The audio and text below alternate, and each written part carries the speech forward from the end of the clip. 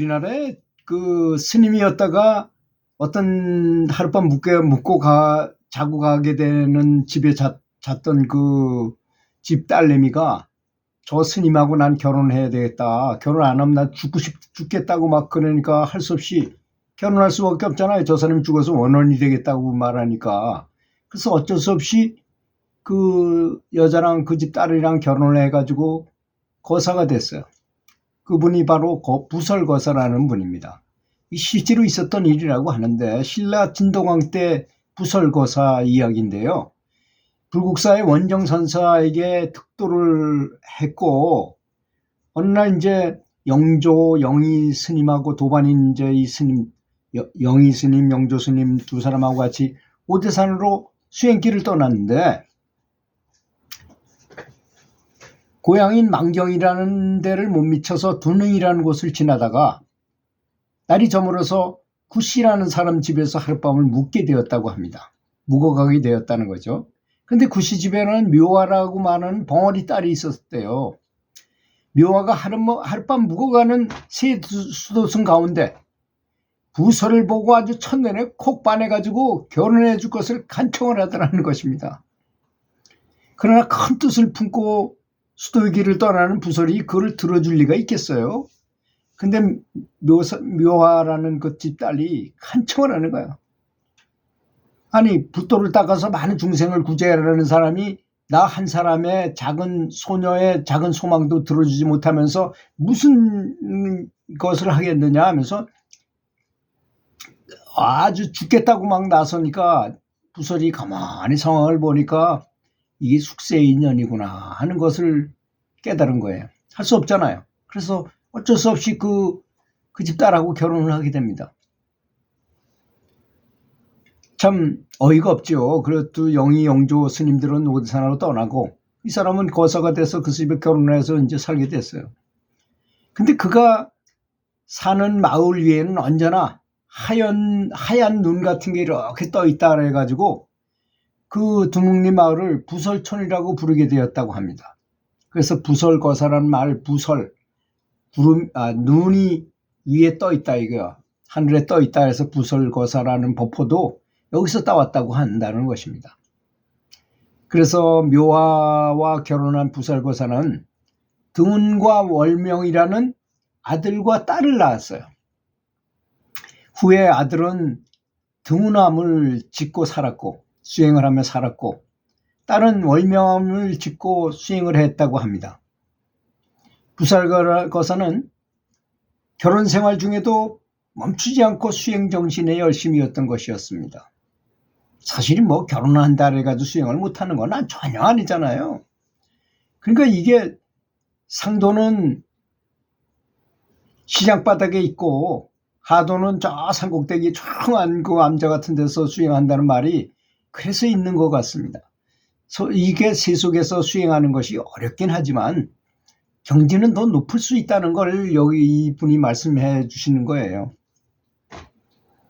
어느 날 오대산으로 떠났던 그 영조와 영희 두 스님이 자기 도반이었던 부설거사를 찾아왔어요. 두 스님이 말했습니다.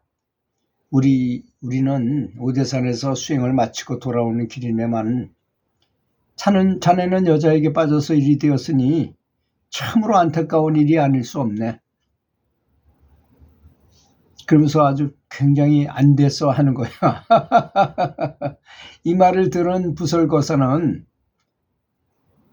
자기는 그렇지 않은데 그렇게 보니 참 한심하게 보니 이 두 스님을 뒤뜰로 모시고 나가서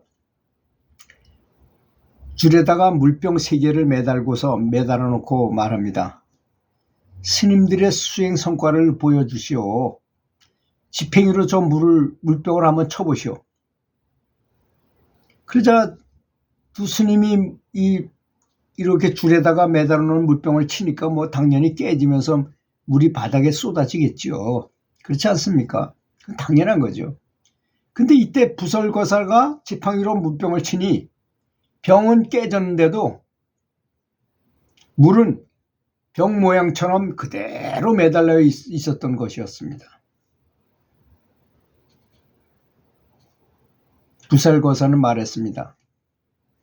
생사윤회를 하는 본부는 병이 깨어지면 쏟아지는 물과 같이 이렇게 다 쏟아져 버리지만 진리의 성품을 제대로 아는 사람은 병이 깨져도 물은 쏟아지지 않듯이 세속에서도 수행의 진면목을 간직하는 것입니다 라고 이제 얘기를 했어요. 그랬더니 그 스님이 입이 딱 벌어져 가지고 더 이상 할 말이 없잖아요. 두 스님은 자신의 수행력이 아주 몹시 부족하다는 걸 부끄럽게 생각할 수밖에 없지 않습니까? 그래서 그 자리에서 부설거사에게 가르침을 청했어요. 그래서 바로 유명한 부설거사님의 팔죽시라는 시를 지어서 수행을 해온 그 면목을 제대로 보여주게 됩니다. 팔죽시에 이런 말이 나오죠. 이런 대로 저런 대로 뛰어가는 대로 바람 부는 대로 물결 치는 대로 죽이면 죽 밥이면 밥 이런 대로 살고 옳으면 옳고 그러면 그런 대로 보고 손님 접대는 집안 형편대로 하고 시정 물건 사고 파는 것은 세월대로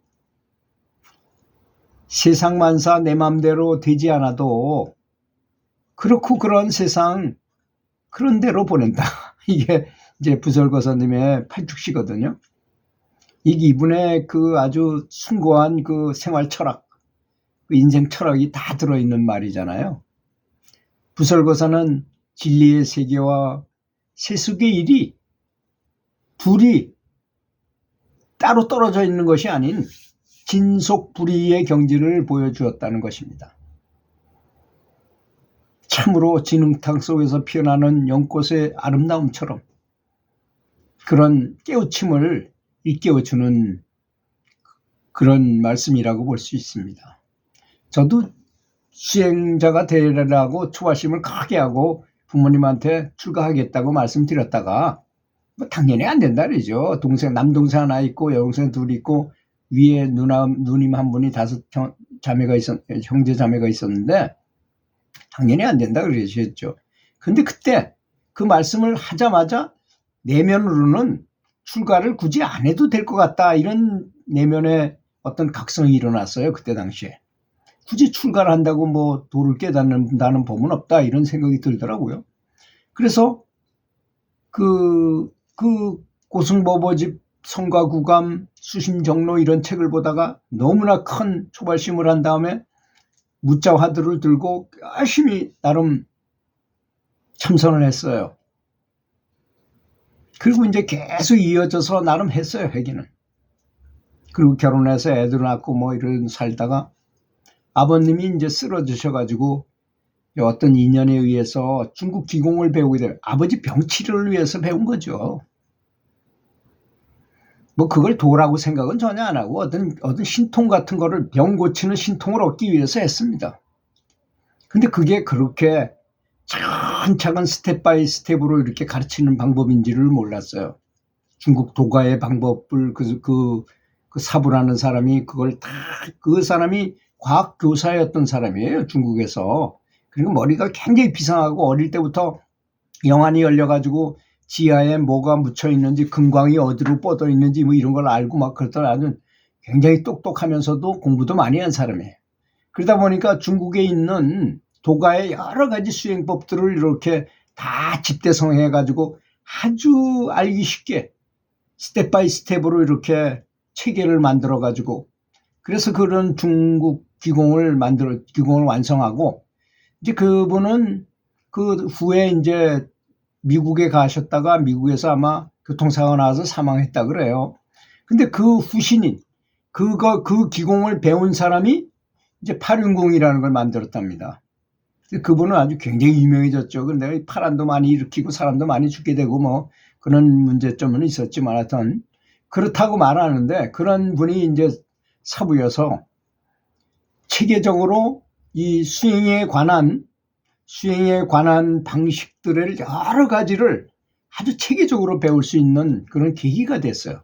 저는 중국 기공을 배웠던 걸 절대 후회하지 않습니다. 오히려 굉장히 수행에 도움이 되고 어떤 분들이 수행하는 모습을 보면 아 저거는 이렇게 해야 되는 건데 저렇게 하는구나 라는 생각도 들고 알 수 있고 또 저건 왜 저렇게 되는구나. 예를 들어서 뭐 무속인이 딱 빙의가 돼가지고 막 말을 하게 되면 아 그게 막 자기도 모르게 막 내생기는 그런 것이구나. 뭐 이런 걸 안 되거나 빙의가 되면 어깨 밑으로 빙의가 되면 저금령이 들어온 것이고 어깨 위로 머리에 이 빙의가 된 경우에는 굉장히 자비롭고 다른 사람 병을 잘 고쳐주고 말도 아주 굉장히 온화하게 하고 또 자비심도 많고 이렇구나 하는 것도 알게 되고 그랬던 것입니다. 그래서 무속인이라 해서 다 우리가 생각하는 그런 형태가 아니고 고급 병이 들어와서 이렇게 빙의가 된 분들은 굉장히 자비스럽고 다른 사람 병도 잘 고쳐주고 아주 다른 사람이 잘 되길 바라는 그런 아주 지혜롭고 하는 분도 계시다는 걸 알아야 됩니다.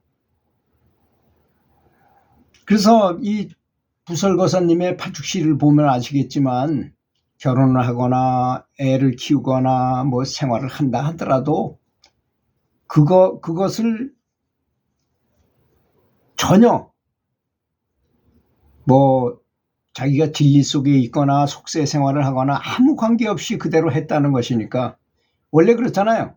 위험한 장사가 많이 남고 어려운 거일수록 더 성취했을 때 더 많이 대접을 받는 것처럼 속가에서 이렇게 큰 성취를 얻었기 때문에 부설거사님이 그렇게 유명하시고 지금까지 회자되고 있는 것이라고 볼 수 있습니다. 들어주셔서 감사합니다.